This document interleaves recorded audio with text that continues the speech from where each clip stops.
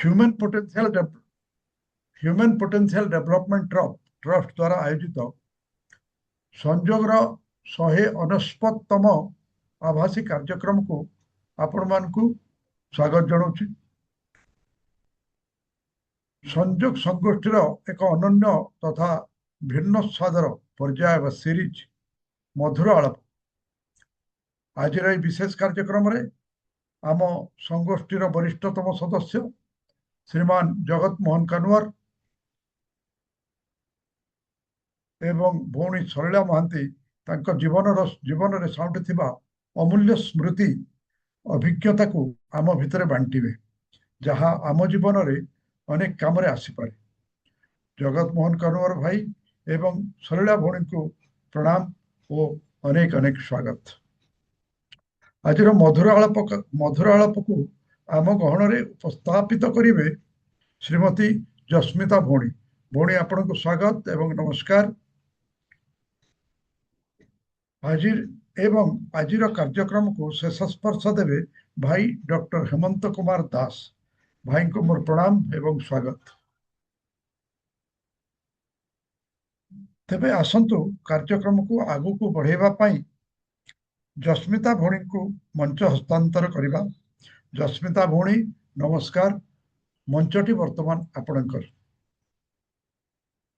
जस्मिता भौणी आज्ञा आरंभ नमस्कार। करंतु। नमस्कार भौणी।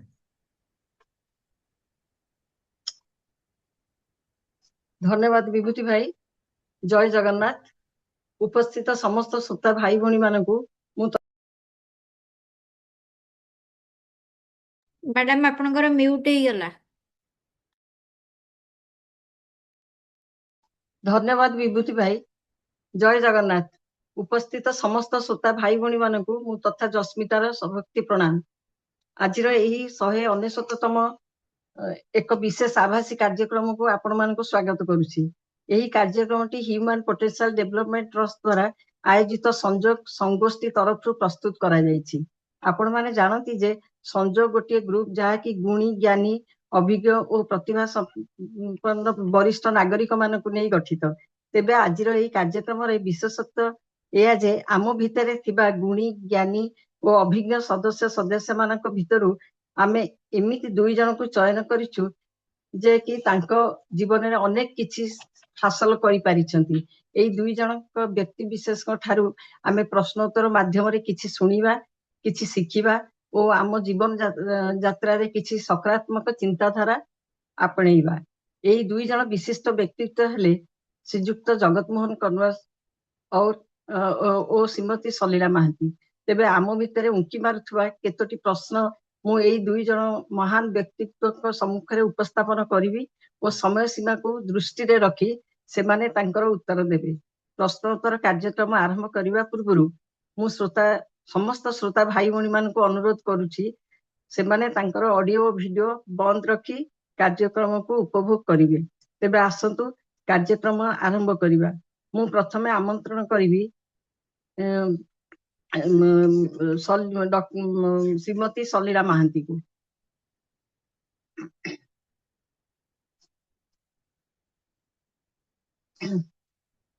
वर्तमान सलिला महांती आपण मंच ऊपर को आसंतु। आपण को मंच एबे आपणकर वर्तमान। तेबे आसंतु मैडम नमस्कार। आपण को एही मंच को मु स्वागत करूछि। आमे जेतिकी जानिछु आपण एकाधारे रे जणे सुलेखिका गायिका समाजसेवी और जणे आध्यात्मिक साधिका ए सब विषय अधिक जानिबा पूर्वरु आपण आपणक परिवार विषय रे किछि सूचना संक्षेप रे देबे की?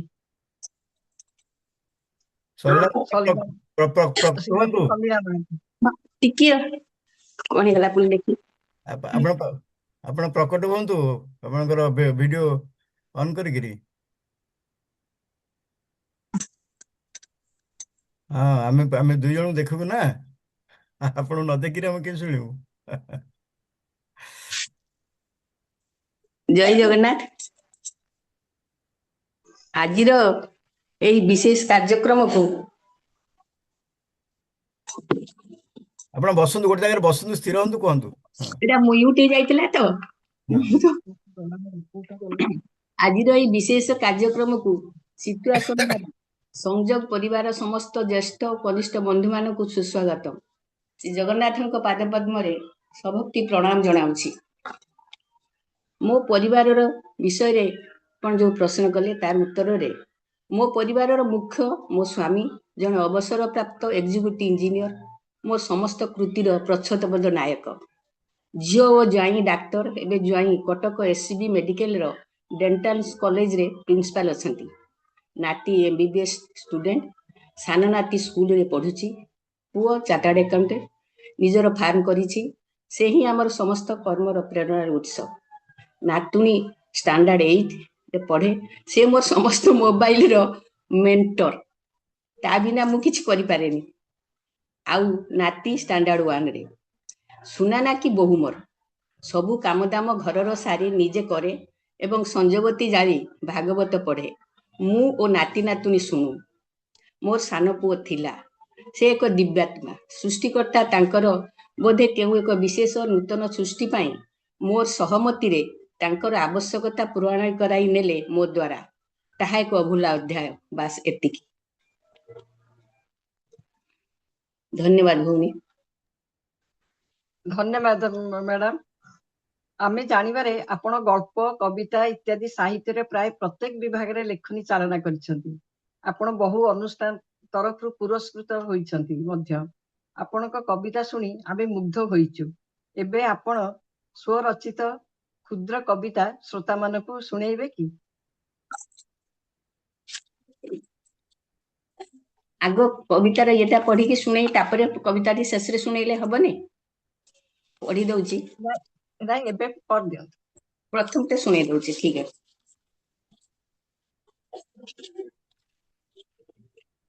ରୂପେଲି ପରଦା ପରେ ସୁନେଲି ଚିନ୍ମୟ ଚିତ୍ର ଦେଖୁ ଦେଖୁ ହେଉଥିଲି ପୂର୍ବେ ଆତ୍ମହରା। ଭାବି ତ ନଥିଲି ଦିନେ କିଏ ସେଇ ସୃଷ୍ଟିକର୍ତ୍ତା, ଯାହା ପାଇଁ ଏ ପୃଥିବୀ ଅମୃତରେ ଭରା। ଗଢୁଥିଲି ଆଶାର କୋଣାର୍କ, ନିପୁଣ ଶିଳ୍ପୀଟେ ପରି ରୂପ ରଙ୍ଗ ଦେଉଥିଲି ବସି। କିନ୍ତୁ କଳ୍ପନାରେ ଭାବି ତ ନଥିଲି ଏ ଦୁନିଆ ନର୍କ ସମ ସତ୍ୟ ହୋଇବ କି? ତୁମେ ପରା ଗଢିଥିଲ ଏ ସୃଷ୍ଟିକୁ ମଧୁମୟ ସୁଧାମୟ କରି। ତେବେ କିଆଁ ଗ୍ରୀଷ୍ମକୁ ଠିକ ବସନ୍ତ ପରେ ରଖିଦେଲ, ଯାହାର ରୌଦ୍ର ତାପରେ ଯାଏ ସବୁ ଛାରଖାର ହୋଇ।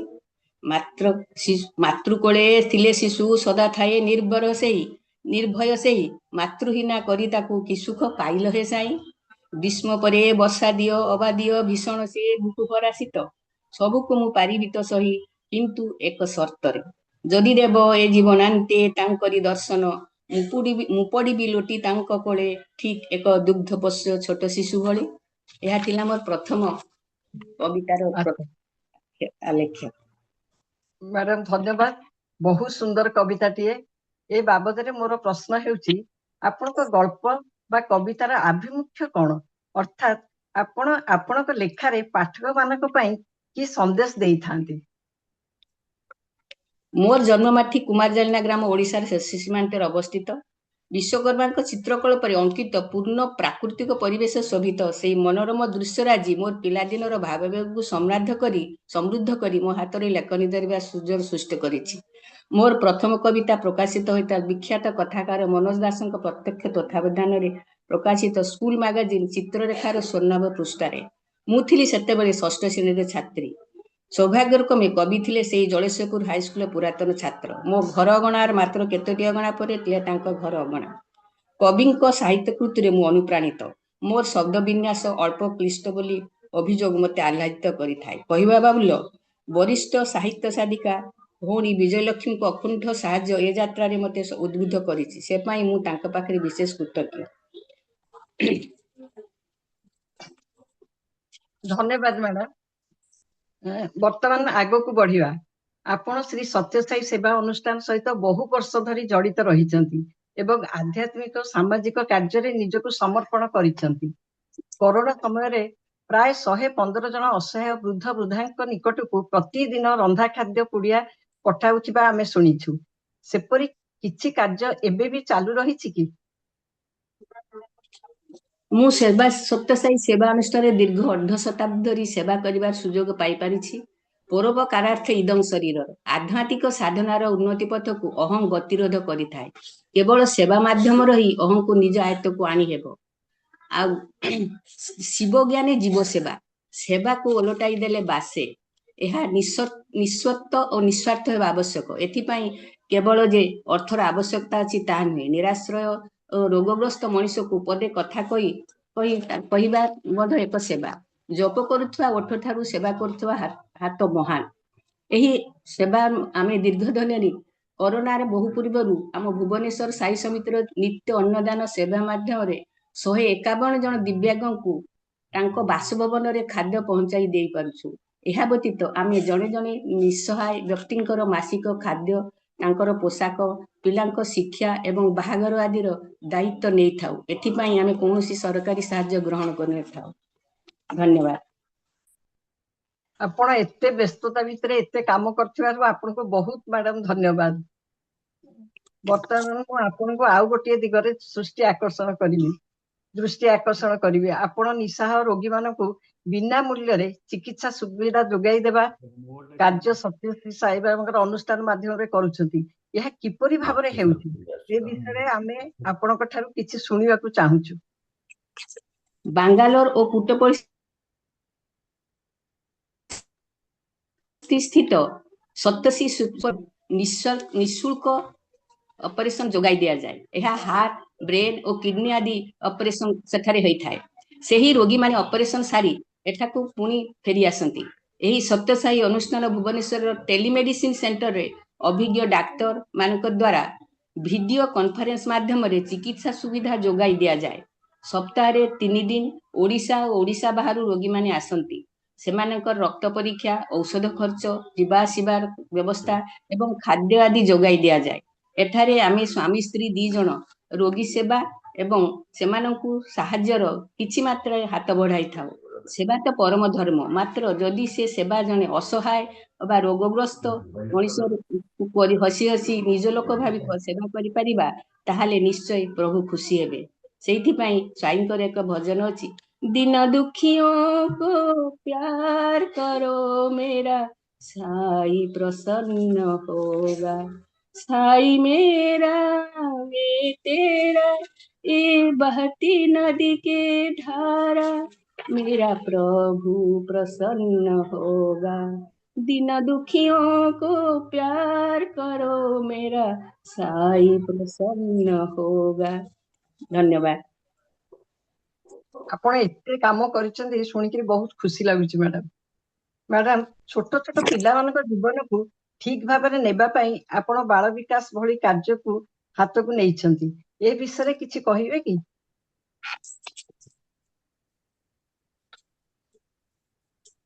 ସତ୍ୟସାଇ ସେବା ଅନୁଷ୍ଠାନର ନାନାବିଧ ସେବା କାର୍ଯ୍ୟ ରହିଛି।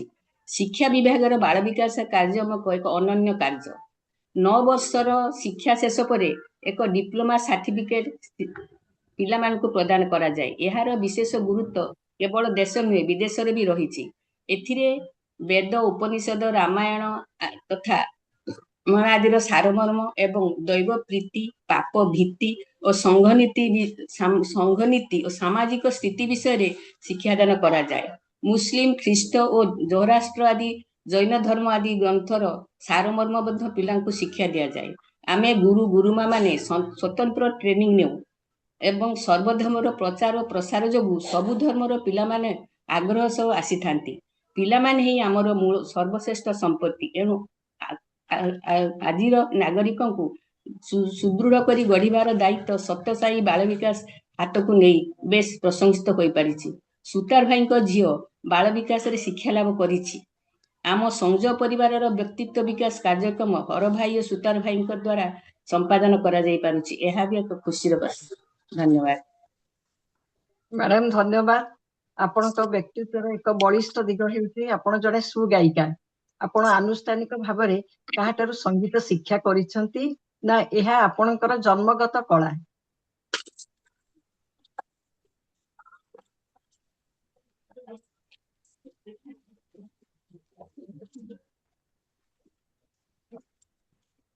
ମୋ ବାପା ଜଣେ ସରକାରୀ କର୍ମଚାରୀ ତହସିଲଦାର ଥାଇ ମଧ୍ୟ ସଙ୍ଗୀତ ପ୍ରେମୀ ଥିଲେ।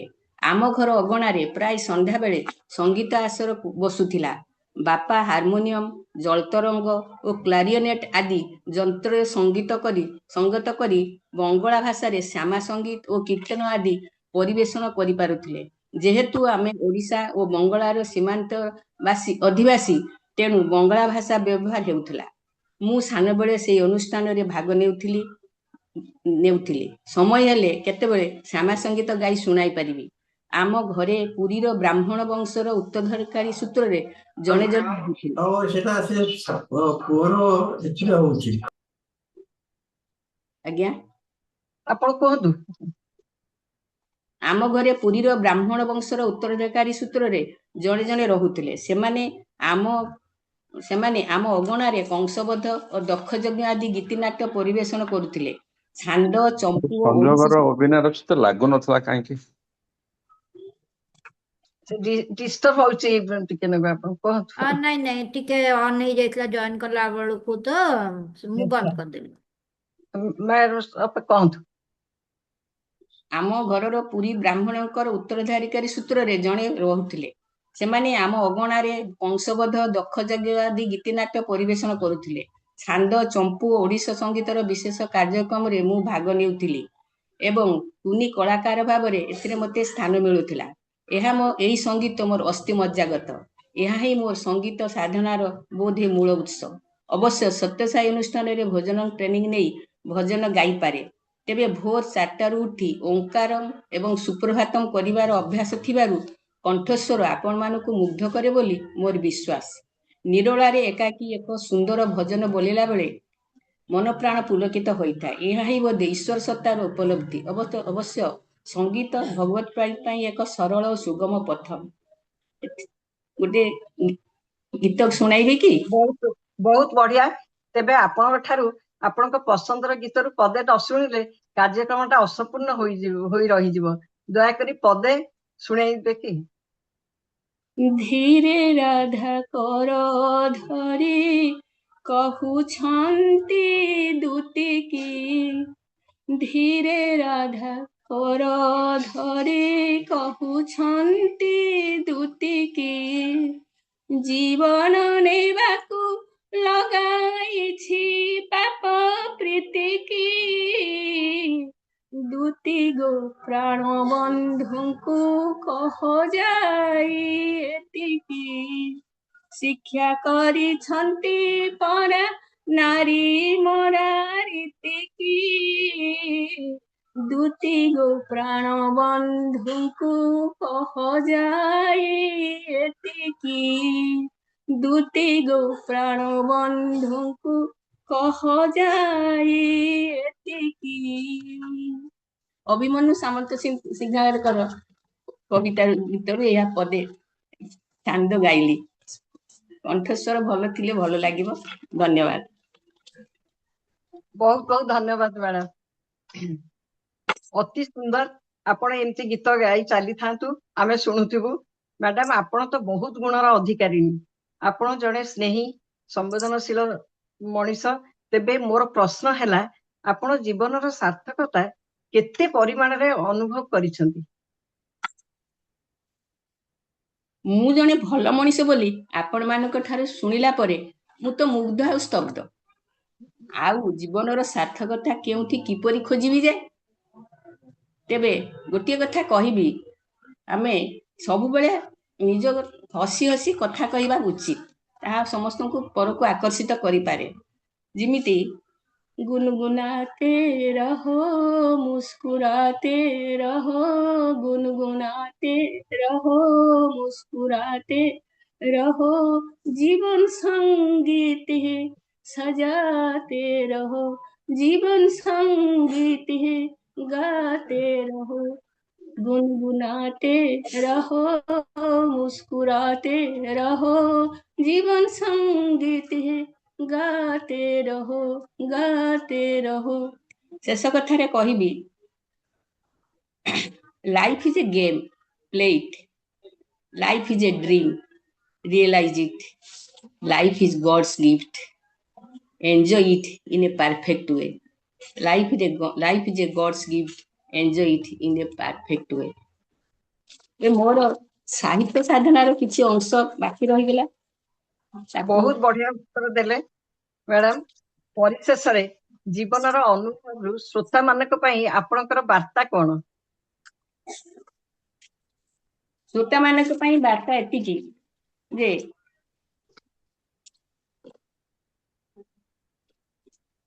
ଆମେ ନିଜକୁ ନିଜର ସ୍ଥିତିରେ ସମ୍ପୂର୍ଣ୍ଣ ଭାବରେ ଦେଖିବା ଯେ ଆମେ କାହାର କିଛି ଉପକାର କରିପାରୁଛେ କି। ଯଦି ସେତିକି କରିପାରିବା ତାହେଲେ ବୋଧେ ଆମର ଜୀବନର ସାର୍ଥକତା ପ୍ରତିପାଦିତ ହୋଇପାରିବ। କାରଣ ଏ ଜୀବନ ଏକ କ୍ଷୁଦ୍ର ନିସ୍ୱାର୍ଥ ଭାବରେ ସେବା କରିବା ଏବଂ କାହାକୁ କିଛି ଦାନ ଦେବା ତାହା ହିଁ ହେଉଛି ମୂଳ ଉଦ୍ଦେଶ୍ୟ। ଏଥିପାଇଁ ଆମର ସାଧାରଣ ଯୋଉ ଇଏମାନେ ଗାଆନ୍ତି, ଚାକୁଳିଆ ପଣ୍ଡା ମାନେ ଗାଆନ୍ତିନି, ସେଇ ଗୀତରୁ ପଦେ ଗାଇବି କି? ଚକୁଳିଆ ପଣ୍ଡା ମାନେ ଯୋଉ ଗାନ କରିଥାନ୍ତି ଆପଣଙ୍କର, ଆଜ୍ଞା ଟିକେ ଗାଆନ୍ତୁ। ଟିକେ ଗାଇବି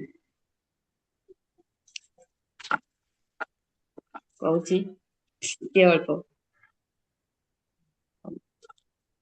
ସମୟ ପରେ। ମୁଁ କିନ୍ତୁ ମୋର ସାହିତ୍ୟ କୃତିର ଅଳ୍ପ ଟିକେ କଥା କହିବି କି? ବୋଧେ ସମୟ ନାହିଁ। କୁହନ୍ତୁ କୁହନ୍ତୁ କୁହନ୍ତୁ ସେଇ କାହିଁକିନା ଗୋଟେ ପ୍ରଶ୍ନର ଉତ୍ତର ଟିକେ ରହିଯାଇଛି ଅଟଳ ଲାଗା ଯୋଉ ପ୍ରଶ୍ନଟି କଲେ ଆପଣଙ୍କ ଲେଖାର ଆଭିମୁଖ୍ୟ କଣ? କିଏ ଜୀବନ ସେଇଟାକୁ ଦର୍ଶନ ନେଇକି ଲେଖୁଛି, କିଏ ଜୀବନର ଯନ୍ତ୍ରଣା ସୁଖ ଦୁଃଖ ହସ କାନ୍ଦ ପ୍ରେମ ବିରହ ୟାକୁ ନେଇକି ଲେଖୁଛି, କିଏ ପ୍ରକୃତି ନେଇ ଲେଖୁଛି। ସେମିତି ଆପଣଙ୍କ ଲେଖାରେ କଣ ବଳ ସେଇଟା ଆଣେ? ବାକି ତାର ସେଇଟା ଉତ୍ତର ଦେଲେ ମୁଁ ଭାବୁଛି ସେଇଟା ସମ୍ପୂର୍ଣ୍ଣ ହେଇଯିବ। ମୁଁ କମରେ ସେଇଟା ଟିକେ କହିଲେ ଟିକେ ଭଲ କି ହଁ, କୁହନ୍ତୁ। ମୁଁ ଏକ ସମ୍ଭ୍ରାନ୍ତ ପରିବାରରେ ଜନ୍ମିଥିଲି। ମାତ୍ର ମୋ ମାର ଅକାଳ ମୃତ୍ୟୁ ପରେ ରାଜନନ୍ଦିନୀରୁ ପାଲଟି ଗଲି ସ୍ନେହ କାଙ୍ଗାଳିନୀ। ସେଇ ଅଭାବ ବୋଧରୁ ଧୀରେ ଧୀରେ ମୁକୁଳିଲି ମୋ ବାପାଙ୍କ ଶାସ୍ତ୍ର ଅନୁମୋଦିତ ଉପଦେଶ ଶୁଣି ଏବଂ ହୃଦବୋଧ କଲି ସେଇ ଚିରନ୍ତନ ସତ୍ୟ, ମୃତ୍ୟୁ ବିନାଶ ନୁହେଁ, ଏକ ସୁପରିକଳ୍ପିତ ରୂପାନ୍ତର ମାତ୍ର। କଠୋପନିଷଦର ଭାଷାରେ ମୋର କବିତା ମୃତ୍ୟୁ ମହୋତ୍ସବ, ସମର୍ପଣ ଆଦି ଏହି ସତ୍ୟ ଉପରେ ଆଧାରିତ। ନାରୀ ଏକ ଶବ୍ଦ ନୁହଁ, ପ୍ରଚଣ୍ଡ ବିସ୍ଫୋରକ ଶକ୍ତିର ଉତ୍ସ। ମାତୃତ୍ୱ ଏକ ମୌଳିକ ସତ୍ୟ। ଏହାକୁ ଉପଜୀବ୍ୟ କରି ଲେଖିଥିବା ଗଳ୍ପ ଗୁଡ଼ିକ ହେଲା ଜୀର୍ଣ୍ଣ ଜରାୟୁ, ଉଦ୍ଧାରୀ ମାତୃତ୍ୱ ଆଦି ଆଦି। ଆବଶ୍ୟକତା ଜଣେ ସାହିତ୍ୟ ସାଧକା ପାଇଁ ପୁରସ୍କାର ଏବଂ ପାଠକୀୟ ସ୍ୱୀକୃତିର ଆବଶ୍ୟକତା ରହିଛି। ମାତ୍ର ଜଣେ କବି ଏକ ବିଶେଷ ଚରିତ୍ର ବା ପ୍ରକୃତିକୁ ଲେଖନୀ ମୁନରେ ଉତାରିବା ବେଳେ ନିଜକୁ ଆବିଷ୍କାର କରିପାରେ ଏକ ଚୈତନ୍ୟମୟ ସ୍ଥିତିରେ। ସେଇ ମହାର୍ଘ ମୁହୂର୍ତ୍ତର ଆତ୍ମସନ୍ତୋଷ କବିର ଏକାନ୍ତ ସର୍ବଶ୍ରେଷ୍ଠ ପ୍ରାପ୍ତି। ସମୟାନ୍ତରେ ତା ନିଜ ଲେଖା ବି ତାକୁ ନିତ୍ୟ ନୂତନତାର ସନ୍ଧାନ ଦେଇଥାଏ। ସେ ବଞ୍ଚି ରହେ ତାର ଅମର କୃତିତ୍ୱ ମାଧ୍ୟମରେ। ବିଶ୍ୱକବିଙ୍କ ଭାଷାରେ କବି ମାଟି ତଳର ଅଙ୍କୁରୋଦ୍ଗମର ଶବ୍ଦ ଶୁଣିପାରେ, ଗନ୍ଧ ବାରିପାରେ ଏବଂ କୁସୁମିତ ଫୁଲ ପାଖୁଡାର ସୁଗନ୍ଧ ବି ଅନୁଭବି ପାରେ। ତେବେ ମୋର ଏଇ ସାହିତ୍ୟ କୃତିରେ ସେଇ ଛୋଟ ମୃତ୍ୟୁ ମହୋତ୍ସବର ଗୋଟିଏ ଧାଡି ପଢି ଦଉଛି। ଜାତସ୍ସହି ଧ୍ରୁବ ମୃତ୍ୟୁ, ଯଦି ଏହା ଚିରନ୍ତନ ସତ୍ୟ, କିନ୍ତୁ ମୃତ୍ୟୁ ତ ନୁହଁ କେବେ ନିୟତି ଆମର। ତମ ରୂପୀ ମୃତ୍ୟୁ ଆଗେ କରି ମଥାନତ, ଆମେ କିଆଁ ହେବା ପରାଜିତ। ଆସ ବନ୍ଧୁ ଆସ ସାଥୀ, ନିରନ୍ନକୁ ଦେଇ ମୁଠେ ଅନ୍ନ, ନିର୍ବସ୍ତ୍ରକୁ ଦେଇ ଖଣ୍ଡେ ବସ୍ତ୍ର, ଦିବ୍ୟାଙ୍ଗଙ୍କୁ ବଢାଇ ଦେବା ଆଶା ଓ ଆଶାସ୍ୱନାର ହସ୍ତ। ଉକୁଟି ଉଠିବ ଯେବେ ସେଇ ମୁଖେ ଇନ୍ଦ୍ର ନୀଳମଣି ହାସ୍ୟ, ଅନ୍ତରତମ ପ୍ରଦେଶରୁ ହେବ ଉଚ୍ଚାରିତ ସ୍ୱର ଅନାହତ। ବାଜି ଉଠିବ ମୋହନ ବଂଶୀ, ସେଇ ସୁରେ ହୋଇ ବିମୋହିତ, ପାନ କରି ସେଇ ସୁଧାମୃତ, ମୃତ୍ୟୁ ହେବ ଆମର ଏକାନ୍ତ ଅନୁଗତ। ମରଣରେ ତୁ ତ ଆମ ଘନକୃଷ୍ଣ ନୀଳ ଶ୍ୟାମ ସ୍ୱରୂପ, କାହିଁ ମୃତ୍ୟୁ ଏତ ମହୋତ୍ସବ, ଏତ ମୃତ୍ୟୁର ମହୋତ୍ସବ। ଧନ୍ୟବାଦ ସମସ୍ତଙ୍କୁ ପୁଣି ଥରେ।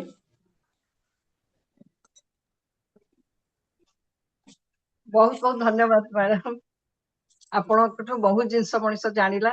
ଆଉ ଆପଣଙ୍କର ପିଲାଦିନର ଆପଣଙ୍କର ଯୋଉ ସେବା ସବୁ ସଂଗଠନ କେମିତି କରିଛନ୍ତି, ଯାଇକିରି ସମୟ ଦେଇଛନ୍ତି, ଏତେ କାର୍ଯ୍ୟ ବ୍ୟସ୍ତତା ଭିତରେ ଏତେ କାମ କରିଛନ୍ତି, ସେଥିପାଇଁ ଆପଣଙ୍କୁ ବହୁତ ବହୁତ ଧନ୍ୟବାଦ। ଏ ସୁଯୋଗ ଦେଇଥିବାରୁ ମୁଁ ମଧ୍ୟ ସଂଯୋଗ ପରିବାର ତରଫରୁ ସଂଯୋଗ ପରିବାରକୁ ବହୁତ ବିଶେଷ କୃତଜ୍ଞତା ଜଣାଉଛି। ବିଶେଷତଃ ହର ଭାଇ ଏବଂ ସୁତାର ଭାଇଙ୍କର ଅକୁଣ୍ଠ ସାହାଯ୍ୟ ଏବଂ ସହାନୁଭୂତି ନିକଟରେ ମୁଁ ସର୍ବଦା କୃତଜ୍ଞ ରହିବି। ଧନ୍ୟବାଦ ଭଉଣୀ, ଆପଣଙ୍କର ସୁନ୍ଦର ପ୍ରଶ୍ନୋତ୍ତର କାର୍ଯ୍ୟକ୍ରମରେ ମୁଁ ମୁଗ୍ଧ। ଧନ୍ୟବାଦ ଆଉ ଥରେ। ସୁତାର ଭାଇ ଆସିଲେଣି କି ସାର୍? ଆସିଲେଣି ଆସିଲେଣି କର୍ଣ୍ଣର ଭାଇ ଅଛନ୍ତି, ସେ ପାର୍ଥ ସାରଥୀ ନାଁରେ ଅଛନ୍ତି। ଆରମ୍ଭ କର। ଆଚ୍ଛା। ଯଦି କିଛି ଭୁଲ କହିଥାଏ, ଅଧିକା କହିଥାଏ, ସମସ୍ତେ ମତେ ନିଜ ଗୁଣରେ କ୍ଷମା କରିବେ। ମୁଁ ଏକ ନାଇଁ ନାଇଁ, କିଛି ଭୁଲ ନାହିଁ, ସବୁ ଠିକ। କିଛି ସବୁ ଠିକରେ କହିଛନ୍ତି, କିଛି ଭୁଲ ନାହିଁ। ଆସନ୍ତୁ ଏବେ ଆମନ୍ତ୍ରଣ କରିବି ଶ୍ରୀଯୁକ୍ତ ଜଗତ ମୋହନ କନ୍ୱାର ସାର୍ଙ୍କୁ। ସାର୍ ନମସ୍କାର। ଆପଣ ଟିକେ ଅନମ୍ୟୁଟ କରନ୍ତୁ ସାର୍।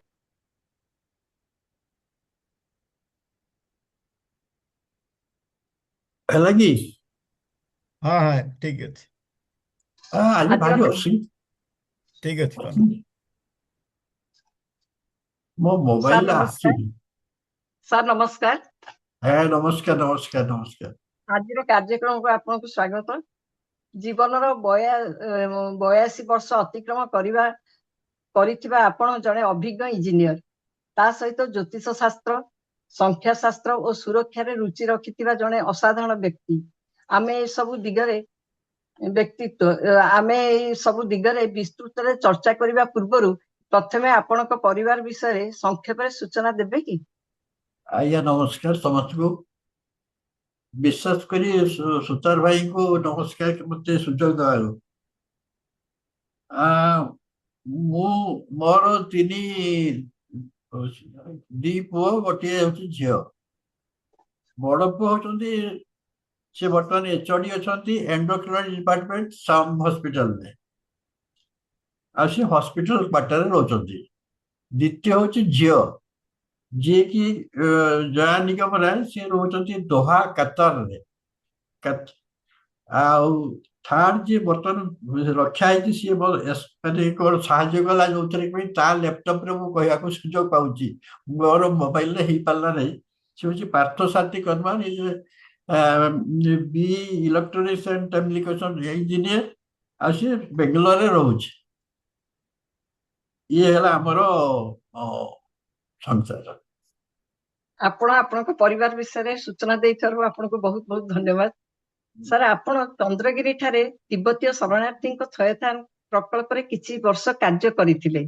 ଏହି ସମ୍ବନ୍ଧରେ ମୋର ଦ୍ୱିତୀୟ ପ୍ରଶ୍ନ ହେଲା, ସେମାନଙ୍କ ସହିତ କିମ୍ବା ସେହି କାର୍ଯ୍ୟ ସମ୍ପର୍କିତ ଆପଣଙ୍କ ଅନୁଭୂତି ବିଷୟରେ ଅଳ୍ପରେ ଶ୍ରୋତାମାନଙ୍କୁ କିଛି ଧାରଣା ଦେବେ କି? ଇଏ ମାନେ କଣ ହେଲା କି, ମୁଁ ଯେତେବେଳେ ଇଞ୍ଜିନିୟରିଂ ପାସ୍ କଲି 1969ରେ, ଆମେ ଭାବୁଛୁ ଚାକିରି ମିଳିଯିବ ତ ଆରାମସେ ଆସିବ, ଦେଖିଲାକୁ ଚାକିରି ନାହିଁ। ମାନେ ଗୋଟେ ବର୍ଷ ବୁଲିଲା ପରେ ମତେ Chandragiri Swiss technical cooperation, Swiss government ଅଣ୍ଡରରେ ଯୋଉ ଗୋଟେ କାମ ମିଳିଲା, ସେଥିରେ ମୁଁ ଜଏନ୍ କଲି ଏଜ୍ ଏ ପ୍ରୋଜେକ୍ଟ ଇଞ୍ଜିନିୟର। ମତେ ସେଠି ଦରମା ଦଉଥିଲେ 500 ଟଙ୍କା। କିଛି ଦିନ ପରେ ଜଣା ପଡ଼ିଲା ଯେ ମୋ ଡ୍ରାଇଭର ହିଁ 500 ଟଙ୍କା ପାଉଛି। ତେଣୁ ମୁଁ ଆମର ଯିଏ ଥିଲେ ଆଡଭାଇଜର, ତାଙ୍କୁ କହିଲି, ସାର୍ ଏଇ କଥା, ମୁଁ ଯେତେ ଦରମା ପାଉଛି, ମୋର ଡ୍ରାଇଭର ଯେତେ ଦରମା ପାଉଛି, ସେ ସାଙ୍ଗେ ସାଙ୍ଗେ 1000 ଟଙ୍କା କରିଦେଲେ ମୋର ବେଶୀ। ମାନେ ସେତେବେଳେ 1000 ଟଙ୍କା ମାନେ ବହୁତ ବଡ ଆମାଉଣ୍ଟ। ଆଉ ସେଥିରେ ଗୋଟେ କାମ ମୁଁ କରିଥିଲି, ତିବ୍ବତୀୟ ସେଟଲମେଣ୍ଟରେ ଯୋଉ କାମ ହଉଥିଲା, ସେ ହଉଛି ମାନେ କଣ, ତାଙ୍କୁ ଶରଣାର୍ଥୀ ମାନଙ୍କୁ ସାହାଯ୍ୟ କରିବା ପାଇଁ ଆମ ଓଡିଶା ଗଭର୍ଣ୍ଣମେଣ୍ଟର ଯୋଉ ଲୋକମାନେ ସବୁ କାମ କରୁଥିଲେ ଦଉଥିଲେ, ସେମାନେ ତାଙ୍କ ମାନଙ୍କ ଠିକ ସମୟରେ ସବୁ ଆସୁନଥିଲା, ମାନେ ସିଟ୍ସ। ତ ଡକ୍ଟର ପାଣିଗ୍ରାହୀ ଅଣ୍ଡରରେ ମୁଁ ସେଠି ବହୁତ ଡ୍ୟାମ୍ କରିଥିଲି। ଆଉ ତାଙ୍କର ଏଇ ଆଜି ସମୟରେ ମାନେ ତିବ୍ବତୀୟ ମାନେ ବହୁତ ଭଲ ଅବସ୍ଥାରେ ସେମାନେ ଅଛନ୍ତି।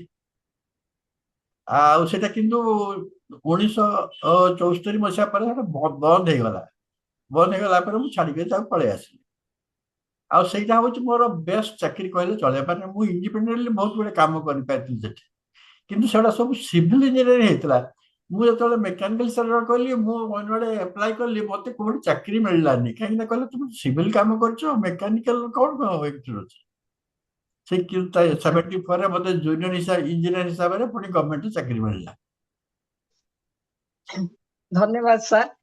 ପରବର୍ତ୍ତୀ ଓଡିଶା ସରକାରଙ୍କ ଜଳସେଚନ ବିଭାଗରେ ଆପଣ ଯନ୍ତ୍ରୀ ରୂପେ ଯୋଗ ଦେଇ 2000 ମସିହାରେ ଅବସର ନେଲେ। ମୋର ପ୍ରଶ୍ନ ହେଲା, ଏଇ ଚାକିରି ଜୀବନରେ ଏପରି ଏକ ଅନୁଭୂତି କୁହନ୍ତୁ ଯାହାକି ଆପଣଙ୍କୁ ଅତ୍ୟଧିକ ଆତ୍ମସନ୍ତୋଷ ଦେଇଥିଲା। ମୁଁ ଜୁନିୟର ଇଞ୍ଜିନିୟର ଯେତେବେଳେ ମୁଁ ପ୍ରୋଜେକ୍ଟ ଇଞ୍ଜିନିୟର ଛାଡ଼ିଲି, ଜୁନିୟର ଇଞ୍ଜିନିୟର କାମ କଲି, ମତେ ସେତେବେଳେ ଗାଡିରେ ପଛଆଡେ ବସିବା ପାଇଁ ଲାଜ ମାଡୁଥିଲା। ତାପରେ କ୍ରମେ କ୍ରମେ ଯେତେବେଳେ କାମ ହେଲା ସେଠି ମୁଁ ବାଲିମେଳା ଡ୍ୟାମ୍ ପ୍ରୋଜେକ୍ଟରେ ଜଏନ୍ କରିଥିଲି ଜୁନିୟର ଇଞ୍ଜିନିୟର। ସେଠି 3-4 ବର୍ଷ କାମ କରି ସାରିଲା ପରେ ମୁଁ ଆପାରକଲା ପ୍ରୋଜେକ୍ଟକୁ ଆସିଲି, ଯୋଉଠିକି ମୁଁ 10-12 ବର୍ଷ ରହିଲି। ସେଠି ହାଇଡ୍ରୋଲିକ୍ ପ୍ରୋଜେକ୍ଟ କାମ ହେଲା। ତାପରେ ମୁଁ ସୁଯୋଗ ମିଳିଲା କଟକରେ ମହାନଦୀ ବ୍ୟାରେଜରେ କାମ କରିବା ପାଇଁ, ଯୋଉଠି ଆସିକରି ମୁଁ ସେଠି କାମ କଲି। ଆଉ କାମଟା ହଉଛି ମାନେ କଣ, ମେକାନିକାଲ ହିସାବରେ ବହୁତ ବଡ କାମ ଗୋଟେ ଥିଲା, ଯୋଉଥିରେ କି ମୁଁ ତାର କନଷ୍ଟ୍ରକ୍ସନ ଗେଟ୍ ତିଆରି ଆରମ୍ଭ କରି ଇରେକ୍ସନ ସବୁଥିରେ ମୁଁ ଯୋଗ କରିଥିଲି।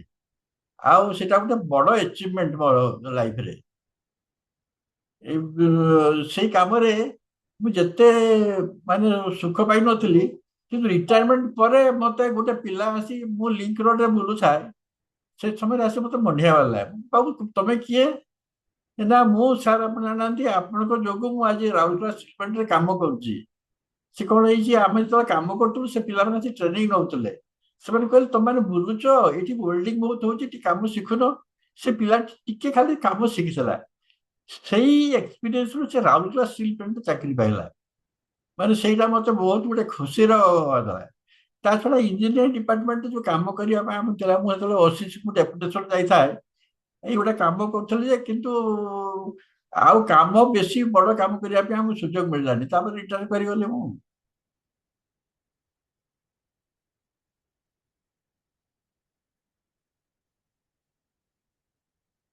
ଆରେ ଏଟା କଣ ଅଡିଓ ଅଡିଓ ହଉନି? ନାଇଁ ନାଇଁ, ଜସ୍ମିତା ଭଉଣୀ ଆପଣ ମ୍ୟୁଟ୍ ଅଛନ୍ତି।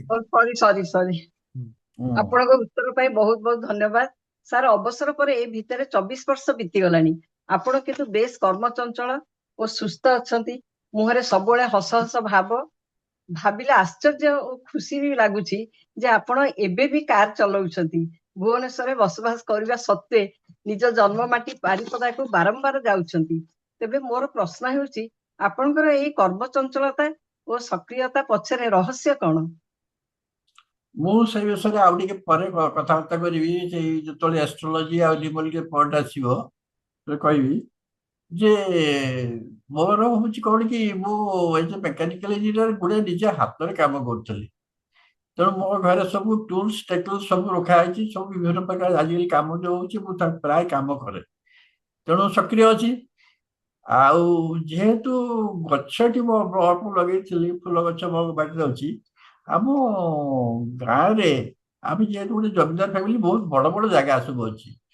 ତେଣୁ ମୁଁ କହିଲି ସେଟା ପଡି ରହିଛି, ତାକୁ କେମିତି ଆମେ ତାକୁ ଡେଭଲପ କରିବା। ତେଣୁ ବର୍ତ୍ତମାନ ମୁଁ ଯାଇକି ବିଭିନ୍ନ ପ୍ରକାର ଫୁଲ ଗଛ ଫଳ ଗଛ ସବୁ ଲଗେଇବା ଆରମ୍ଭ କରିଛି। ଆଉ ଇଟ୍ ୱିଲ୍ ଟେକ୍ ଟାଇମ୍। ଆଉ କିଛି ଦିନ ପରେ ସେଟା ସୁବିଧାରେ ହେଇପାରିବ। ଆଚ୍ଛା। ଧନ୍ୟବାଦ ସାର୍। ଆପଣଙ୍କ ଏଇ ଉତ୍ତରରୁ ବହୁତ କିଛି ଶିଖିବାକୁ ମିଳିଲା। ଆପଣ ଜ୍ୟୋତିଷ ବିଦ୍ୟା ତଥା ଆଷ୍ଟ୍ରୋଲୋଜିକୁ ମଧ୍ୟ ଆୟତ୍ତ କରିଛନ୍ତି ବୋଲି ଆମେ ଶୁଣିଛୁ। ଜ୍ୟୋତିଷ ବିଦ୍ୟାକୁ ନେଇ କିଛି ବିଶ୍ୱାସ ଓ କିଛି ଅବିଶ୍ୱାସ ରହିଛି। ସାର୍, ମୋର ପ୍ରଶ୍ନ ହେଲା, ଜୀବନରେ ଏଇ ବିଦ୍ୟାର ଆବଶ୍ୟକତା କେତେ ରହିଛି?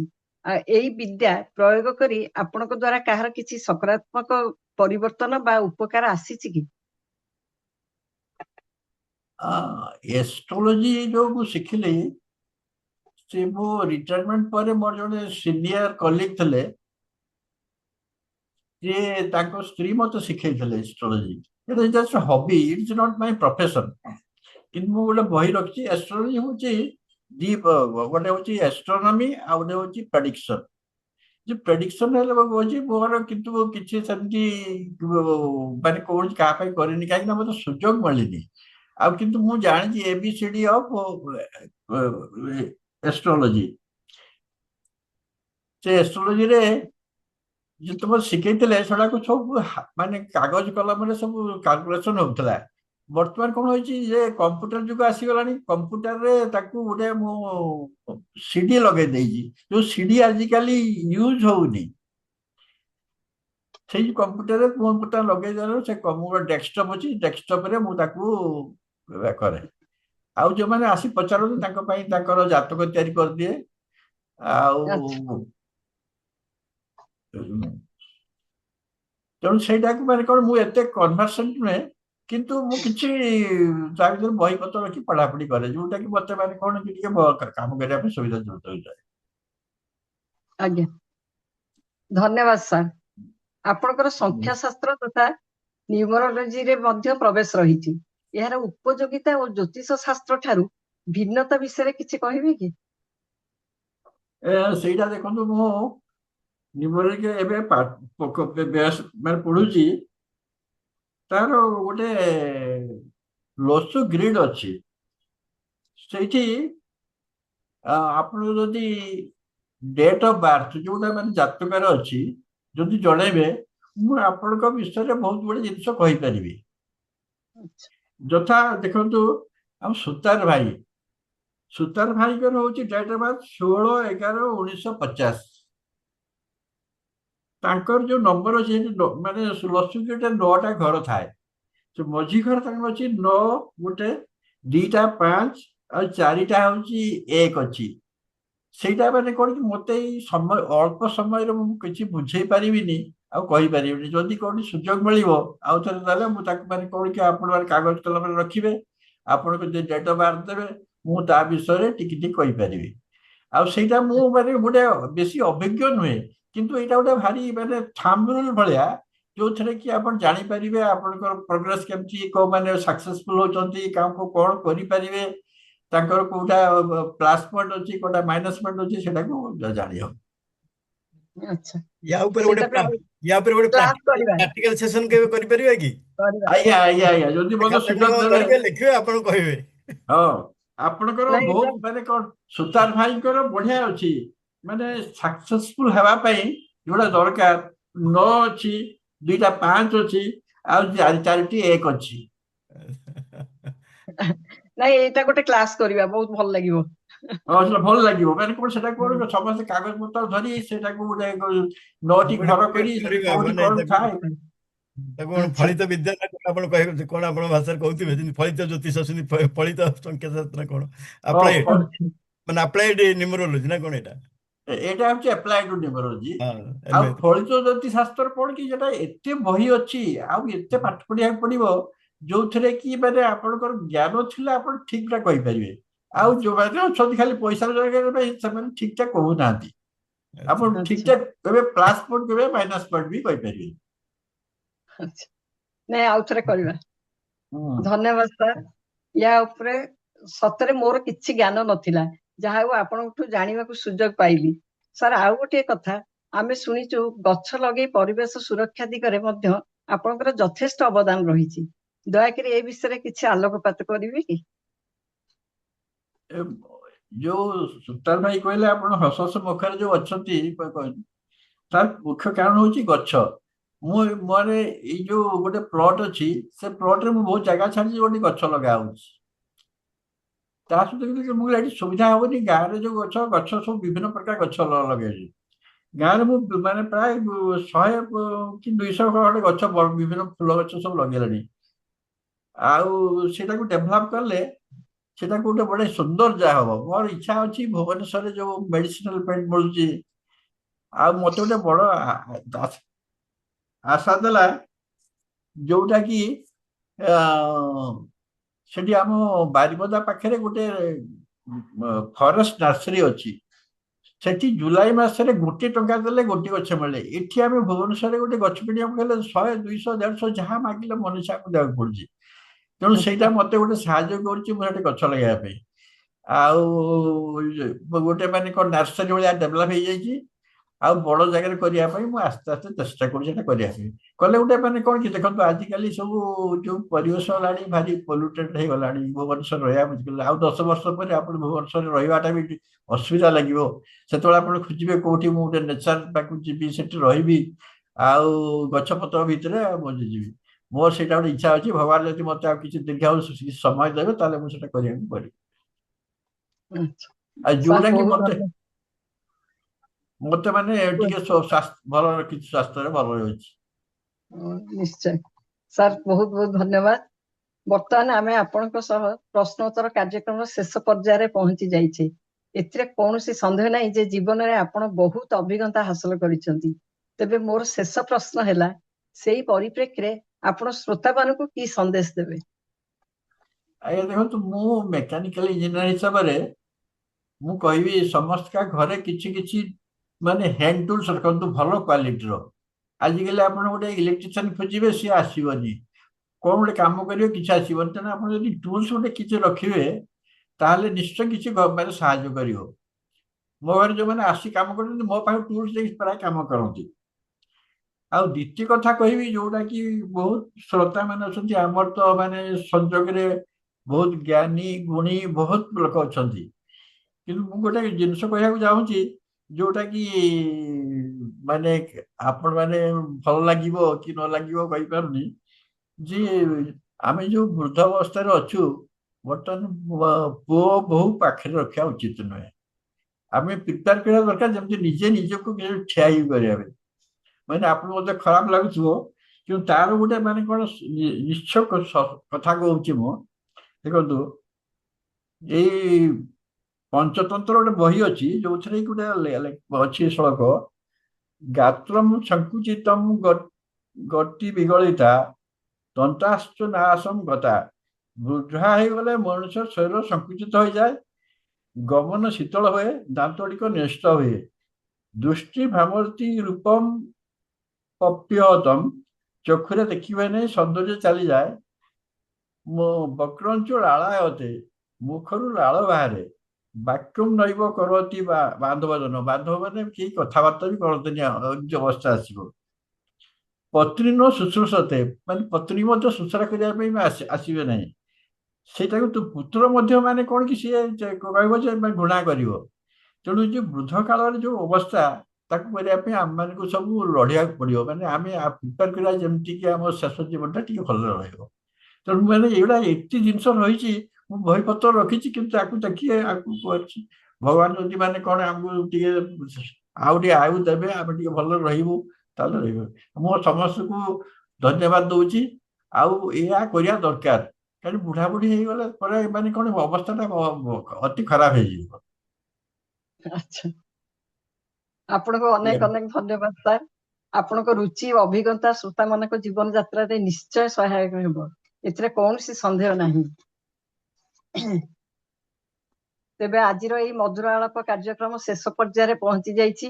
ମୋର ବିଶ୍ୱାସ ଆଜି ଶ୍ରୋତାଗଣ ଆମର 2 ଜଣ ବିଶିଷ୍ଟ ବ୍ୟକ୍ତିତ୍ୱ ଯଥା ଶ୍ରୀଯୁକ୍ତ ଜଗତମୋହନ କନୱାର ସାର୍ ଓ ଶ୍ରୀମତୀ ସଲିଳା ମହାନ୍ତିଙ୍କ ଠାରୁ ଜୀବନକୁ ସତ୍ପଥରେ ଆଗେଇ ନେବା ପାଇଁ କିଛି ନା କିଛି ପ୍ରେରଣା ପାଇଥିବେ। ଯଦି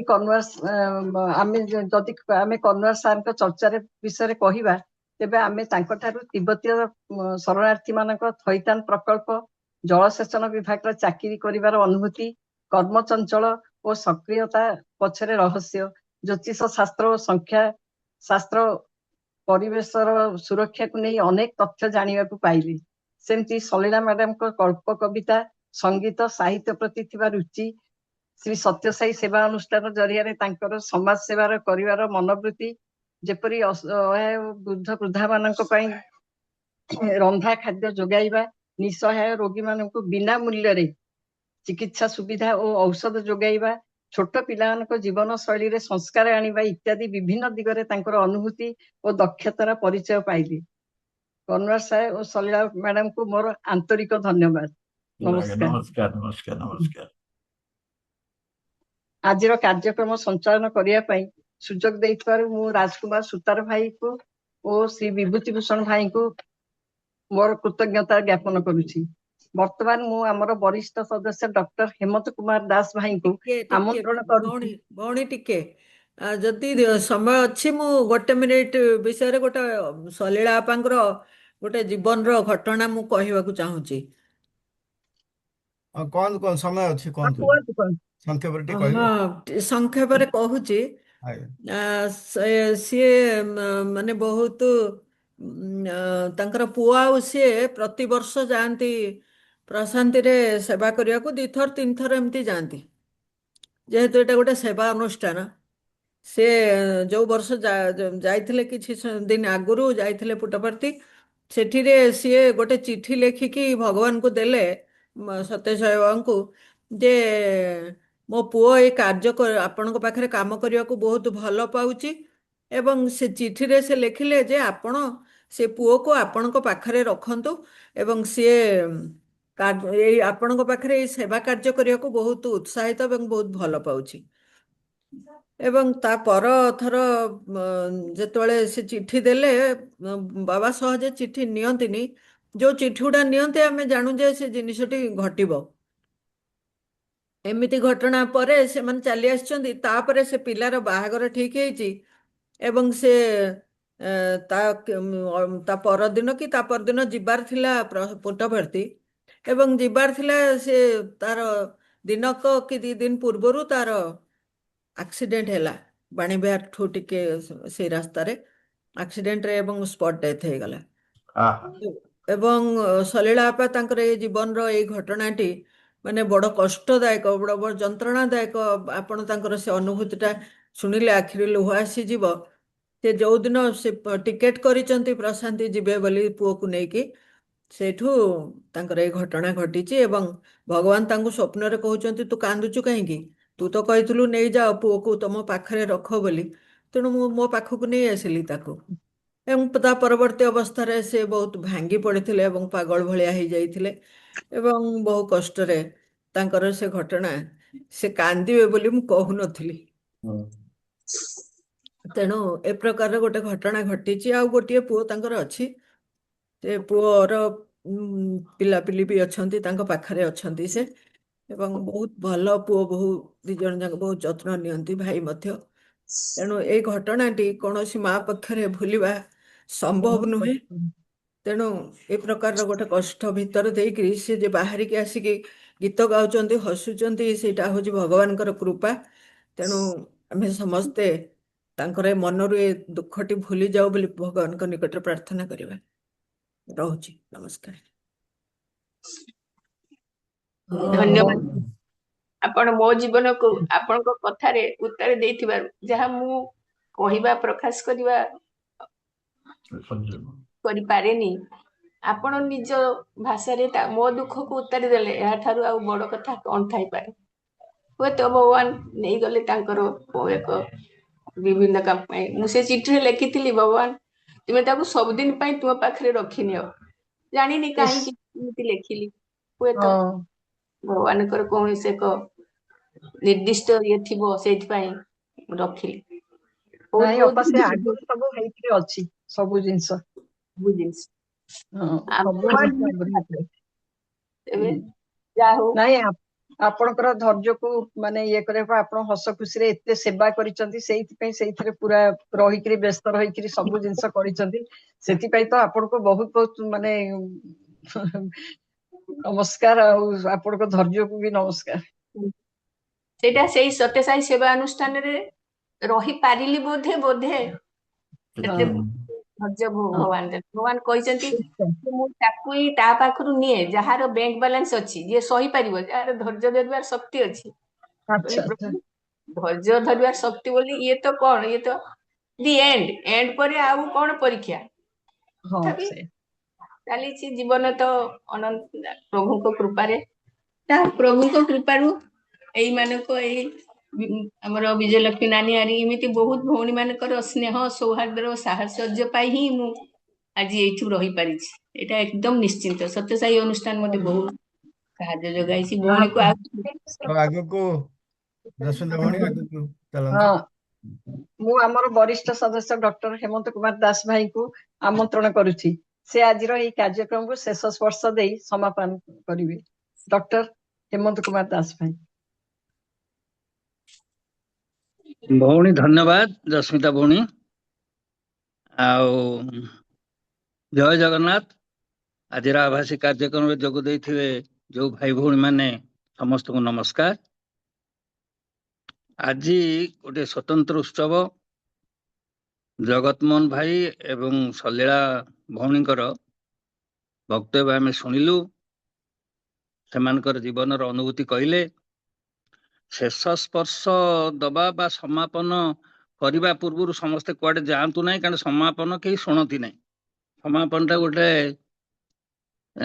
ଧାରାରେ ପଡିଛି, ଗୋଟେ କଷ୍ଟମାରୀ ହେଇଯାଇଛି ଏବଂ ତଥାପି ଆମକୁ ସେଇ କ୍ରମରେ କିଛିଟା କରିବା ପାଇଁ ପଡିବ। ତେଣୁ ମୋତେ ଡକା ହେଇଛି। ମୁଁ ସେଥିପାଇଁ ପ୍ରଥମେ ସୁତାର ଭାଇକି ଧନ୍ୟବାଦ ଦଉଛି ଏବଂ ସେ ମୋତେ ଆଜି ସମାପନ କାମ କରିବା ପାଇଁ ବାଛିଛନ୍ତି।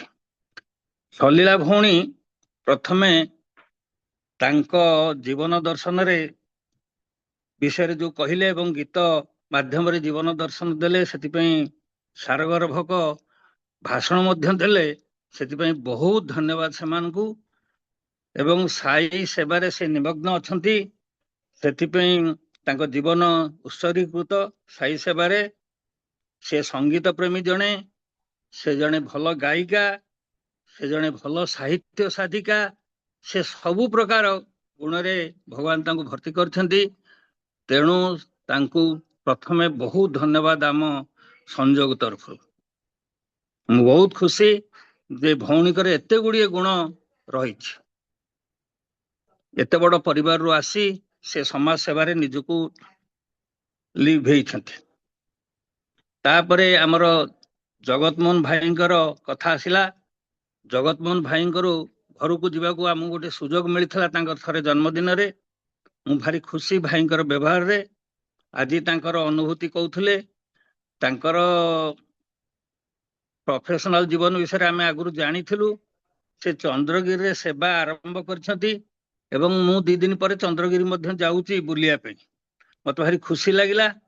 ଏବଂ ସେ ଜଣେ ଇଞ୍ଜିନିୟର ସହିତ ଏତେ ଗୁଡିଏ ଗୁଣ, ଆଷ୍ଟ୍ରୋଲୋଜି, ନ୍ୟୁମରୋଲୋଜି ର ଅଧିକାରୀ ହେଇଛନ୍ତି ଆଜି ଶେଷ ଜୀବନରେ। ସେଥିପାଇଁ ଭାରି ଆମେ ଖୁସି।